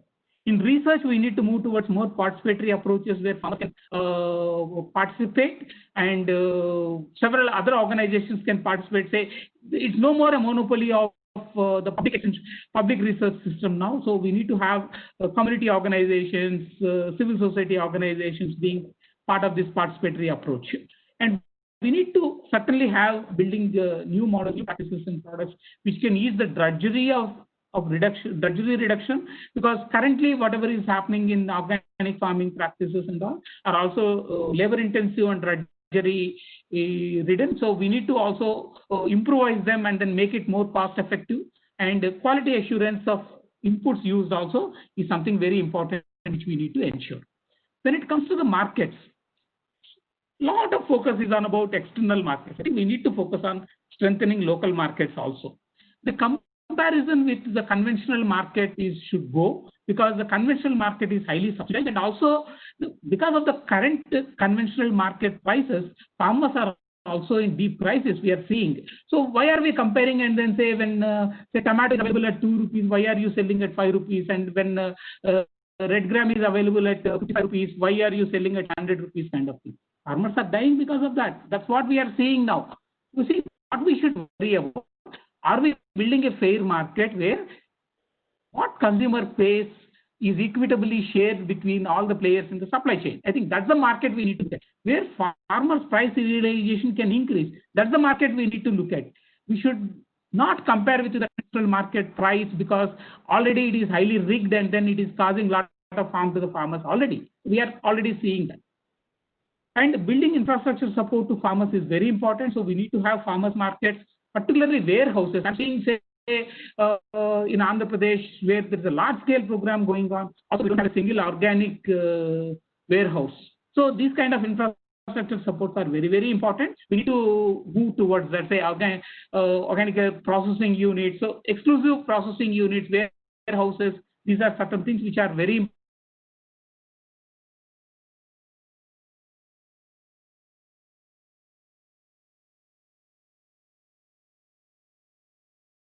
Ramu? Hello? Sukanya? Ma'am, I think his network. I think his network is on, and we don't, I think he's almost at the end of his slide. And let's wait for him to come back. Ramu, are you back? Yes, I'm there. So, you are able to? Yeah, are you close to wrapping up also? Yes, 2 more slides, please. No problem. Yeah, so so in terms of FSSAI legislation, there are 2 important issues which we need to look into. The FSSAI legislation took a very uniform approach. Say, if farmers are producing locally and selling locally, why should FSSAI get involved in that? And if it is a very localized sales, why should it get involved? So why can't we give exemptions for the direct sales and then local sales kind of thing is something which is very, very important. Second, in terms of PGS certification, while it started on a good note in terms of building stakeholders coming together and ensuring quality, now it is slowly drifting towards the third-party certification model, because looks like the certification agencies are gradually making their roads in, and then they're capturing the whole agenda. So I think we need to take a look at around this, and then see, essentially PGS is about farmers and consumers coming together and then ensuring a quality. So there is an issue. Where is the issue of conflict of interest? They are the producers, they are coming and then saying we are doing it. Consumers and the processors and the sellers are coming together. So the stakeholders involvement is what is the PGS about. So the entire PGS system came against the whole idea of conflict of interest which third-party system was talking about. So now again bringing back the conflict of interest issue and then trying to break the PGS system is very, very bad. I think that is something we need to look at. And unable to manage the PKVY, trying to change the PGS system to monitor PKVY also is not good. So we need to have, if there is an issue with PKVY project management, we need to look at it separately, and the PGS issue has to be dealt separately. I think that is something which is important. I really don't understand why we all should focus only on export markets and design everything to suit export markets, while export markets are important. So we need to have different scales of markets and then different focuses and then different systems we need to bring in. And we need to have spaces for accommodating variances, not a unified approach even on the quality assurance system. Last, policy changes. So unless there's an equitable policy support, we cannot ask for an equitable results to be shown. I think that's a fundamental thing we all need to accept. It has become like a fox and crane story, and you give a very little amount under PGS, under organic farming, or little investments are made, no investments made on research, and then ask all those kind of questions which all of us want to ask agricultural research systems. Right? All of us are asking the agricultural system for years together, why you are unable to solve all these issues? Why are you unable to meet the food needs? Why are you unable to make agriculture viable? All these questions we are asking them, and they in turn are asking all of us without investing in research. So I think both to the farmers and the organizations which are working on organic farming, an equitable support should be extended. Then only a level playing field can be created, and then we can show the results. So that is the first thing I think is important. Like many speakers have mentioned, if 70,000 crores is spent on chemical fertilizers without cutting down on that, and then if continuing that, and then expecting that organic farmers will spend from their pockets and show results, I think it's not going to work. We need to make a shift in terms of all support services linked to the ecosystem services, linked to the externalities, measuring the externalities and then linking to that. I think that is something which is very important.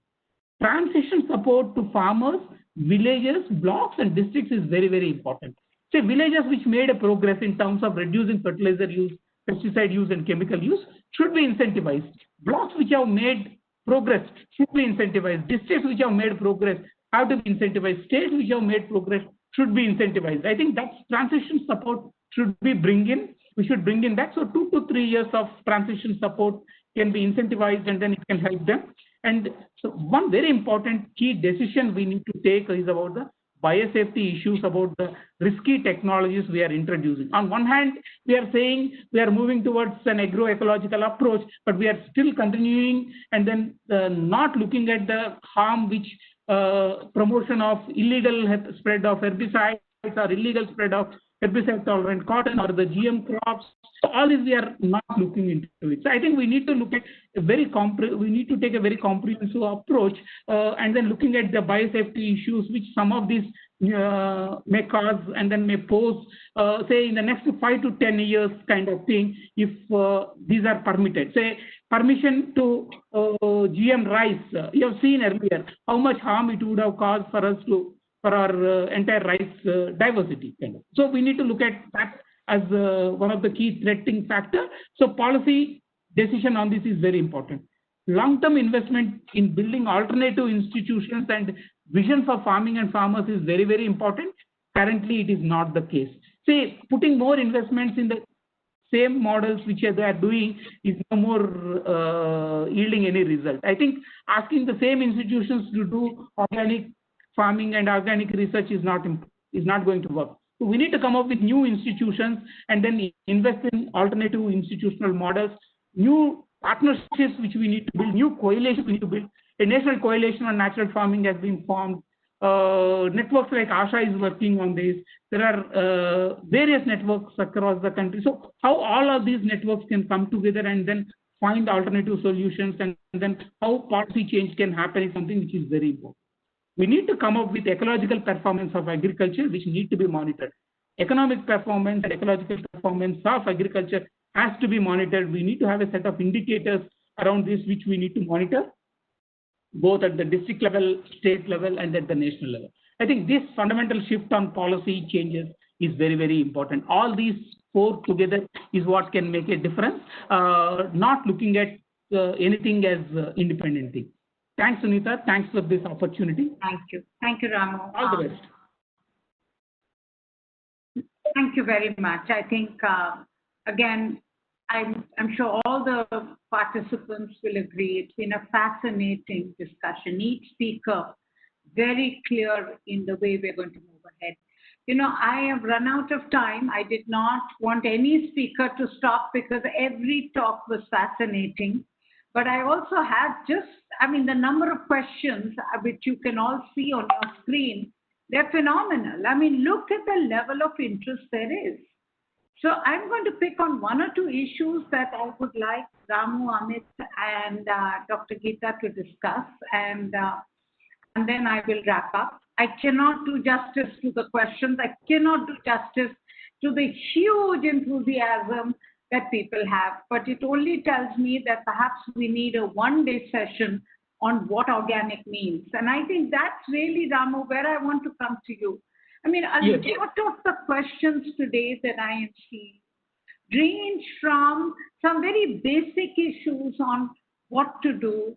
Is there a sort of manual on what could be pest control measures that are there, to people asking very genuine questions in terms of income, in terms of how do you measure productivity. So I think that knowledge dissemination, Dr. Geeta, both you, Amit, and Ramu, I'd like you to come in. I think the biggest issue that is coming out here is we need better knowledge systems, not just the research, I'll come to that later, but the dissemination of the current knowledge so that people can understand things better and then take it forward. So Ramu, what do you see as some of the few things that can be done to aid this? I mean, the questions tell me there is a hunger for this. So one, I think, is about we should come up with a frequently asked questions kind of thing. So see, while there are variances in practices, but the basic approach, philosophy, and the common principles are same. I see between biodynamic farming, natural farming, organic farming, or any of these things. Why are we seeing the small variances when we are trying to fight a bigger enemy over there? I think that's a very, very, very important thing we need to look into. So a knowledge-centric approach we need to take, and then probably we need to pool up together all the knowledge base which we have together, and then put clarifying things together. I was reading the note which you have written, this entire report. I think very comprehensively you brought out why we should see commonalities in all these things. Say, between ZBNF, organic farming, there's not much variances. Basically, it's about whether you call it as Amrita Jal or you call it as Jiva Amrita or Panchagavya. So why should it be such a big difference? And in the last 10-15 years, significant knowledge has been generated in terms of whether it's about pest management protocols, soil management protocols, in all. See, what is missing is we tend to get into the same bandwagon saying one approach fits all. So in 10 villages, if it works, we are saying it works in the entire country, kind of thing. So rather than very generalizing that one, can we say in what conditions it worked and then what conditions it may not work? So variances kind of thing. So we need to come up with that matrix. I think is a very important thing. That is something which is important. So I will be very happy. From CSA, we will be very happy to work together and then bring these things together. And let's talk about it. Let's talk about it and do that. Let's talk about it, because clearly I can see the interest and I can see the desire to learn. And I think it's our work to put out that information. Dr. Gita, your experience, two things. One, the knowledge issue. Two, the other issue that people have asked, and I'd really like you to, the whole question about compost and vermicompost, which is where Chhattisgarh is doing some fascinating work.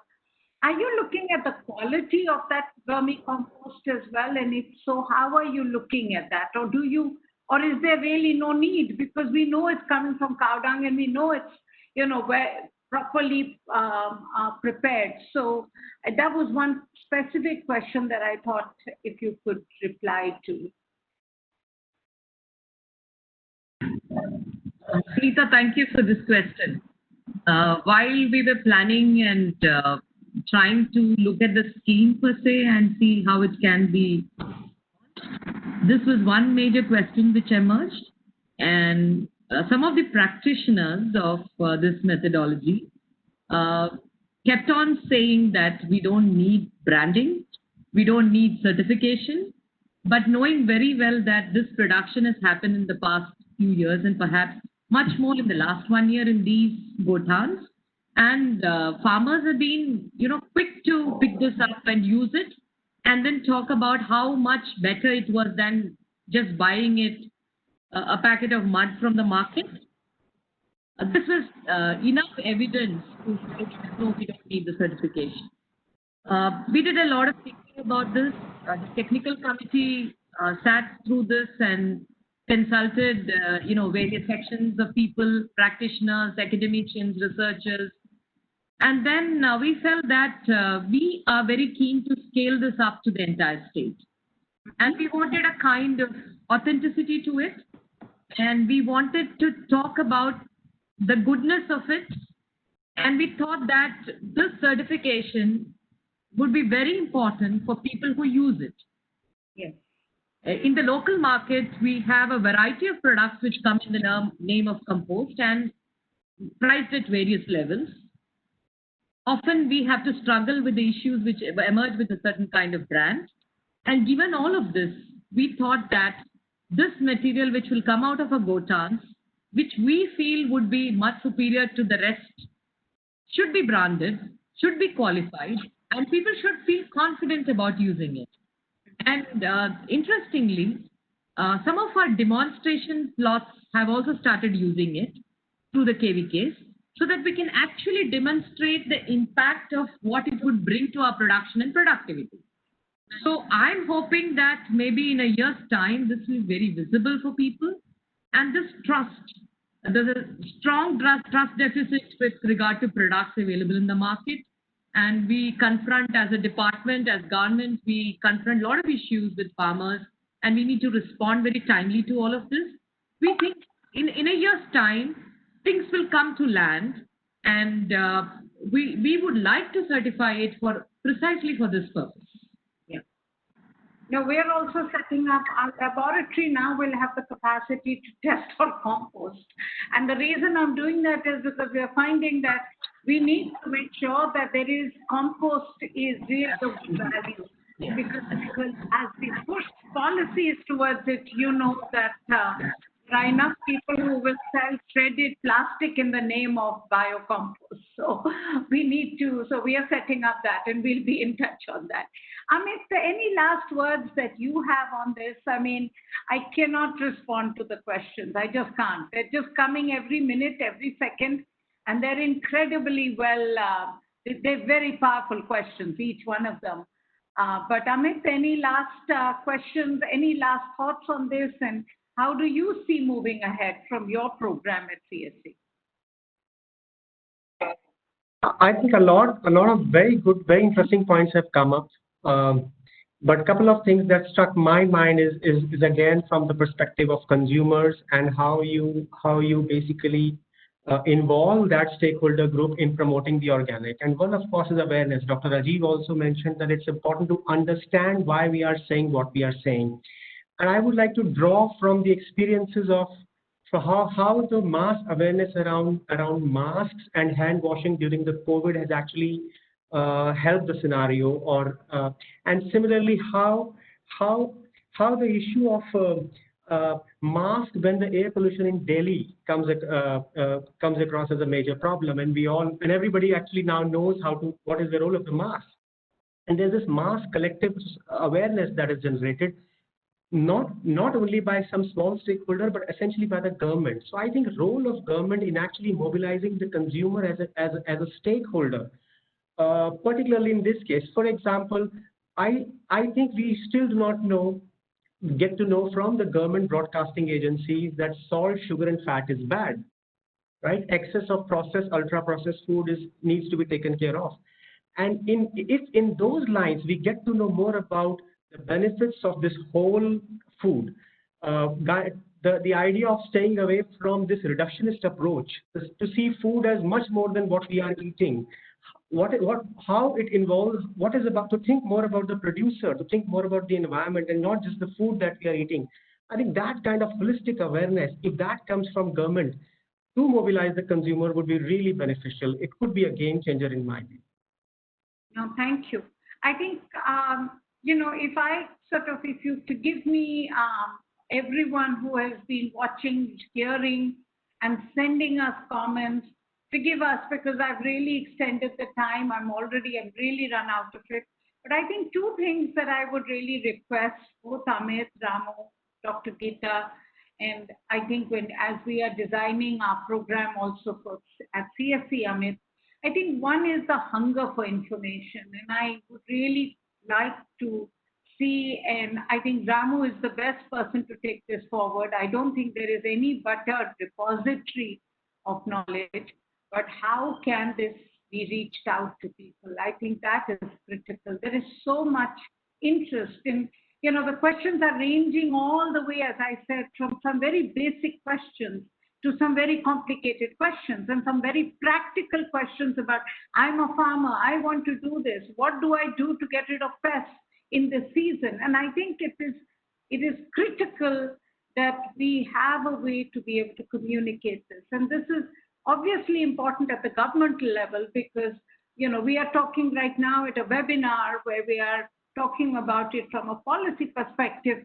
But the practitioners of this knowledge really need that information, and they need it every second, every minute. And as agriculture is the most sophisticated business in the world, they really need to have the repository of practices that they could possibly try. So I think that's clearly one. The second, I think, is very important is that we have to build alliances with knowledge creation. And Dr. Geeta, you mentioned certain studies that have been done. Dr. Rajiv mentioned it. Saurabh mentioned it. Ramu mentioned it. I think there is also a need to build a better interaction with the scientific community as well as the practitioner, because we can keep blaming each other and polarizing, but I think today COVID has taught us that polarized debates go nowhere. We need to bring people together. We need to bring knowledge together.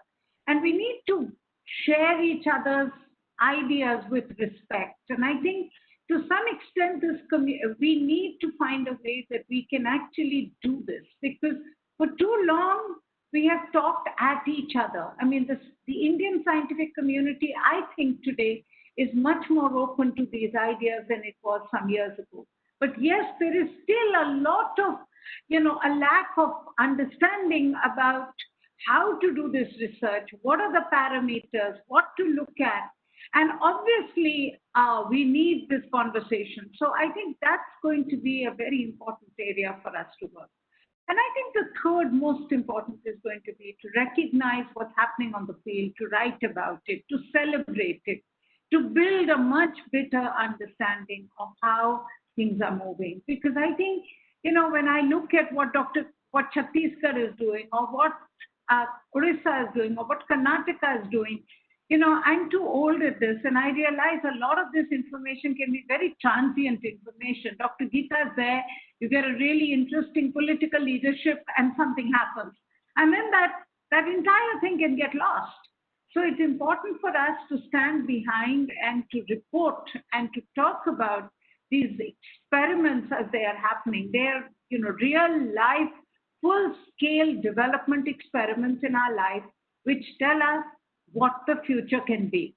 And I think that's really important for us to do with clarity, with rigor, with facts, so that we can actually tell the story as it is happening, and we can make sure that people use that information as things go on. So again, thank you so much, everyone, for staying with us. It's been an incredible session. I have not moderated a session, but I've had over 1,000 people logged in throughout almost, and the barrage of questions I have got, I cannot even begin to read. But thank you, everyone, for your questions. I know we have not done justice to them. I know we should have answered every one of them, but I hope you will recognize that this is one of the failures of this technology. If you were in front of me and screamed the question at me, I'm sure we would have answered it. So, please accept my apologies, but also my very strong thank you for all of you for being there. And thank you, Dr. Geeta, for staying and being with us and for sharing your experience. Thank you, Ramu, for everything that you have done up till now to bring us to speed on this journey on natural farming, on organic farming. And thank you, Amit, and your colleague, Vineet, for the report that you have put out. I think it's an excellent report, which now we will at CSE take forward. So thank you, everyone. And thank you, Sukanya, for helping to guide us through this new WebEx software that we've used for the first time. We've had some glitches, and so apologies to anyone who faced them, but on the whole, I think we've done well. So thank you, everyone, and we will stay in touch with all of you. Thank you.